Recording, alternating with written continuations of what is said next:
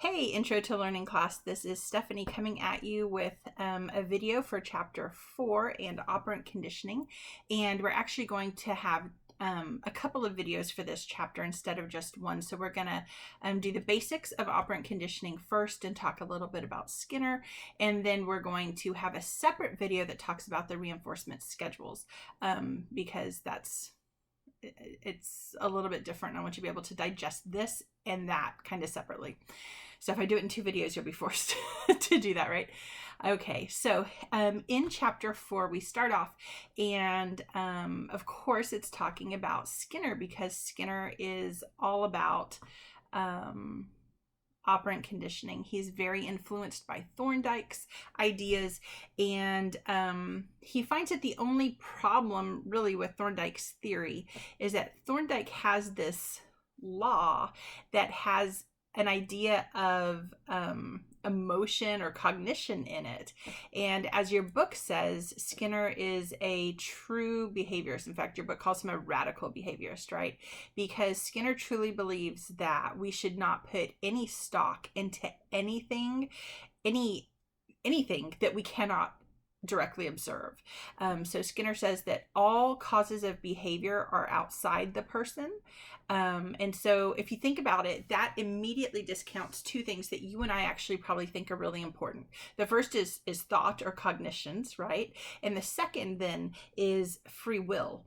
And I have an interesting video up for you guys to watch in the Blackboard shell about how Skinner thinks about free will. Because, some people argue that, well, Skinner couldn't have believed that we had no free will, but actually Skinner believed that we had no free will, that the causes of our behaviors had to do very strictly with this idea of reinforcements and punishments, and he truly fought for that idea.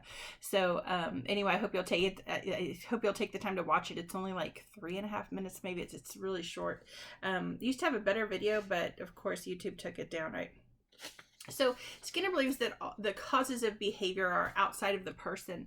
And to a behaviorist, then, that's actually kind of important, right? Because anything that happens within the person, we cannot observe, right? And I'll say this, as we have better and better technology, we're able to kind of start to see inside the person at least a little bit, right? We have functional MRIs that can show us to some extent what the large brain patterns are, the brain activation patterns are within you as you're thinking about something, as you're imagining, as you're actually reading or seeing something. But still, those large neural patterns aren't necessarily that informative, I guess is the best word for it. So Skinner, of course, is not privy to any of that newer technology. And I often wonder, wherever we're going to be in 20 years with the technology, right? Because it'll certainly be more advanced than it is today. I would love to think about what would Skinner say if we had been able to directly observe things like cognitions. Right now, there are some estimates that say that in about 10 to 15 years, we'll be able to see the transmission of individual neurons. And so what would Skinner have to say about that? It's an interesting thing to kind of think about, right? All right, so Skinner has this idea that's kind of based on Thorndike, that certain behaviors, if they are followed by a reinforcer, they will increase, and if they are followed by a punisher, they will decrease. And the way you know if something was reinforcing or punishing is to watch what happens to the behavior after that. So the likelihood of behavior increases or the likelihood of behavior decreases. So I sent you guys a message, and I hope that you really kind of took it to heart as you read through this chapter. So students often get operant conditioning all mixed up in their brains, and they do it in part because we ascribe things like, when we hear positive reinforcement, we think happy, right? Like positive is happy, but that's not necessarily the case. And when we hear negative, we think sad, right? So we need to stop with the emotions. That's not certainly, right? If you think, okay, what you've read about Skinner, Skinner wouldn't have done that, right? So don't you do that either. So when you hear the word positive, I want you to think about just adding something into a situation When you hear negative, I want you to think just about taking something out of the situation. So positive is like a plus sign, we're adding something in. Negative is like a minus sign, we're taking something out. And then when you hear reinforcement, you have got to remember that every time you hear the word reinforcement, you are talking about an increase in the likelihood of behavior. When you think about a punishment, you know that you are talking about something that is supposed to be decreasing the likelihood of behavior. Nothing more, nothing less. It's literally that simple. And so one of the things that I often encourage students to do when we have a face-to-face class is to write those things down before they even open their test booklet. On the exam, write down positive, add in, negative, take out. Reinforcement increases likelihood of behavior. Punishment decreases likelihood of behavior. And so if you write those 4 things down, and as you're reading then examples that are on the exam, you can say, okay, something is being added into this situation. Okay. And then when it's added in, that kid is less likely to do it afterwards. So it's decreasing, so it's a punishment. So it's a positive punishment. Right? So it is really useful to create that little sheet for yourself and study that and think about that, so that when you get to a part on the exam where you're having to really think about it and you're under stress, right? Because exams are stressful. I know that. I wish they weren't, but they are, right? Then you can be thinking about, okay, what does this really mean? And constantly you are looking for, is something being added into the situation or taken out? And then what's happening to the behavior? Is it increasing? Is it decreasing? And so one of the trickier parts to operant conditioning as well is that you have to remember that you are looking specifically at a behavior increasing or decreasing. And so a behavior is something that we could observe, right? In fact, the book has a list of operants, but one of the things that I do when I teach this class face-to-face is actually have the whole class wave at me. So if you want to wave, wave. Hi guys. That's an operant. You had to choose to raise your hand. You had to choose to wave it around, right? That's an operant behavior. So operant behaviors are a lot of what we do. They're not everything, right? We just talked about things like reflexes that are behaviors, but you don't choose them. But operant behaviors are chosen. You are willfully doing them, if you want to kind of think about it like that. So, Skinner didn't think that, like classical conditioning really explained very much of what we do on a daily basis, because most of our behaviors are operant behaviors, like the book discusses. All right. So again, for Skinner, he's super influenced by Thorndike's theory. He really believes that Thorndike was onto something, but maybe that Thorndike explained it not the best, right? Because if we have to think about, pleasing or dissatisfying and those kinds of adjectives, it's not something that Freud, oh my gosh, did I say Freud? Wow, what would Freud say about that? That's not something that Skinner would be interested in pursuing. And so again, remember, we're looking strictly at the behavior. So for Skinner, he's got this really, on the face of it, this incredibly simple theory that people mess up all the time. How can you mess it up if it's so simple? Well, it's easy to mess it up because we do things like ascribe emotions to it. We constantly use the wrong ideas. One of the things that your book talks about is like positive contingencies and negative contingencies. And while that's okay, and I do believe that it helps the student to comprehend the theory, and certainly neo-Skinnerians are a little more, some of them are a little more relaxed than Skinner was about those things. I don't think we have to go that route to really understand the theory. I think that sometimes if we break it down into its most elemental components, those 4 components that we just talked about, reinforcement, punishment, positive, negative, and we really stick to the basic rule of what those words mean, I think that this theory becomes incredibly useful, incredibly understandable and approachable, and you can understand any example I give you, if you understand those 4 words and can utilize them in an appropriate way. So positive reinforcement. So what we're going to end up doing, right, is taking those 4 words and we're going to combine them. So you can have positive reinforcement and negative reinforcement, and you can have positive punishment and negative punishment. So obviously, since we're constantly trying to ascribe emotions to things, again, that's just kind of who we are. It's part of our human condition, right? Students often really struggle with negative reinforcement and positive punishment because to them it sounds like oxymorons. But again, positive reinforcement happens when you have added something into a situation that increases the likelihood of that behavior occurring again. And negative reinforcement occurs when you have taken something out of a situation that increases the likelihood of that situation of that behavior happening again. I have like something in my mouth. Sorry about that. Negative reinforcement happens when we are taking something out of the situation to increase the behavior. Negative, take out minus, right? And reinforcement, increasing the behavior. So let's talk about reinforcement then. So if we think about positive reinforcement, most students have an easy time thinking of an example of that. So in class, that's what I ask you guys to do. I ask you, okay, think about, an example. And most of you are really good at doing that. So, you give it an allowance when a kid does their chores, they're more likely to do their chores, right? Again, remember, you're constantly looking at the behavior. So you have to identify, okay, what is the behavior that I'm interested in knowing about, and then follow the behavior through. So,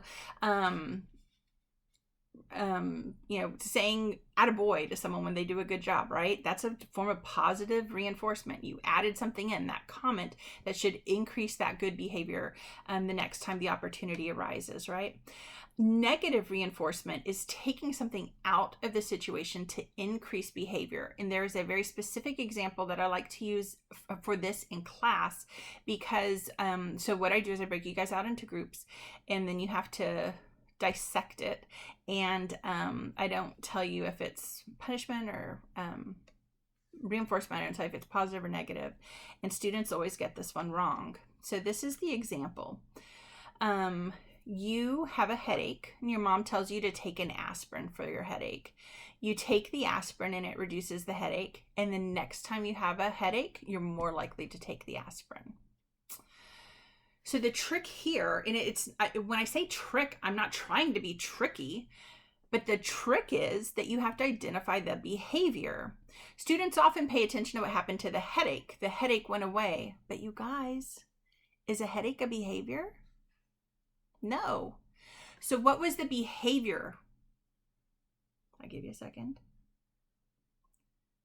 The behavior was the taking of the aspirin, right? Okay. So in these examples, the trick is that you've got to identify that behavior and then what happened to it. So you were more likely to take the aspirin the next time, right? Next time you had a headache, you took an aspirin. So it increased the likelihood of that behavior. So we know it's reinforcement because it increased the likelihood. And now we have to pay attention to what happened.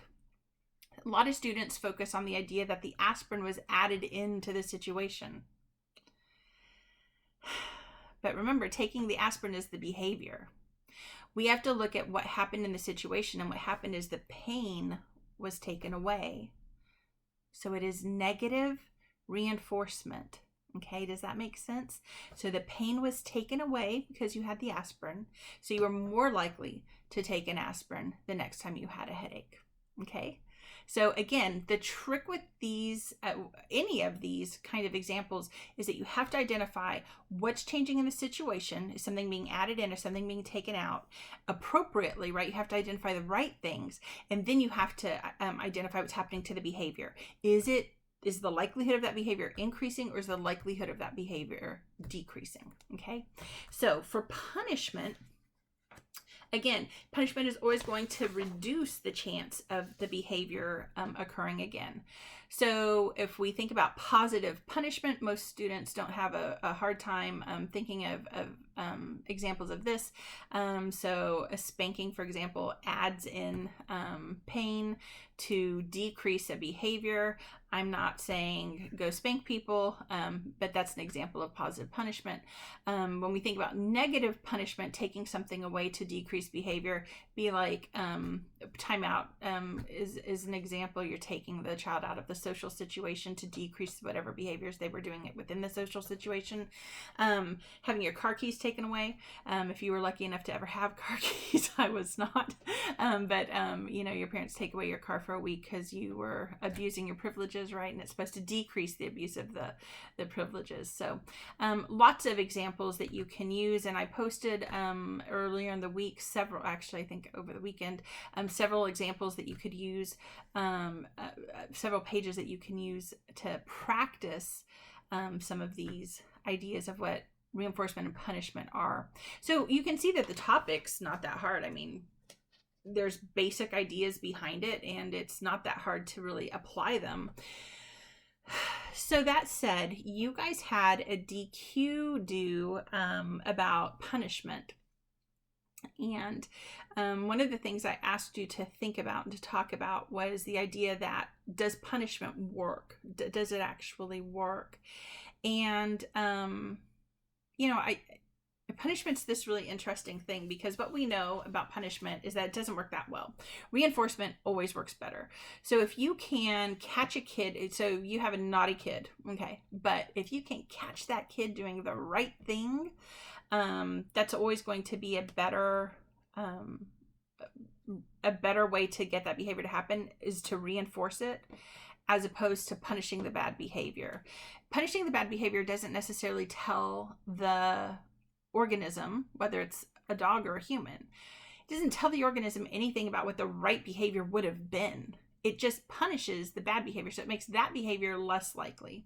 And the other interesting thing about punishment is that it seems to be really specific, where reinforcement might generalize a little better. Punishment doesn't generalize that well. So we have this really interesting issue that happens on occasion where, and the best example I can come up with for this is like hitting your brother. So you hit your brother and your mom sees you and she's like, stop hitting your brother. So the next time you want to hit your brother, do you not hit him, or do you just make sure that mom's not watching? Right? So you have this really specific situation where you won't hit your brother. Mom's around and could maybe see me. But that opens up hitting him to pretty much any other situation, right? And that's a real issue with punishment. And then when we think about punishment on a large scale, it's a really interesting thing, because if you think about it, the government mostly uses punishment to control our behavior. They don't really use reinforcement. And so what I wanted you to think about is those issues, like, why is it that we use punishment? Why don't we use reinforcement? So think about this. What if every time you got stopped by the cops and you were in your car, what if you didn't know why you were being stopped? You didn't know if it was for something good or something bad. So imagine this. What if police started stopping people because they were driving really well? On the face of it, that might seem like they are going to give you a $50 gift card if they do it. On the face of it, that might seem great. But what if you were running on time for something and now the police have stopped you to tell you, good job? Suddenly it doesn't feel reinforcing anymore, right? Some people have suggested that the government should send everyone checks if they are not arrested or stopped, for speeding or have any infractions in a year. But let me ask you this. Have you ever had a year where you sped at least once and didn't get caught? I would guess most of us have had at least one occasion per year where we were speeding and didn't get caught. So we would be reinforcing potentially some people who really didn't speed and didn't get caught. But we might also be reinforcing people who just hit it better, right? So punishment is this really interesting thing. And really the purpose of that discussion board was just to get your juices flowing and to really make you think about things like punishment and reinforcement in a way that's not necessarily obvious and, calculated like we had it for the first 15 minutes of this little lecture. All right, you guys, that's the end of this lecture. I hope that you will write to me if you have any questions so I can clarify those things for you, and study hard for your test. Bye-bye.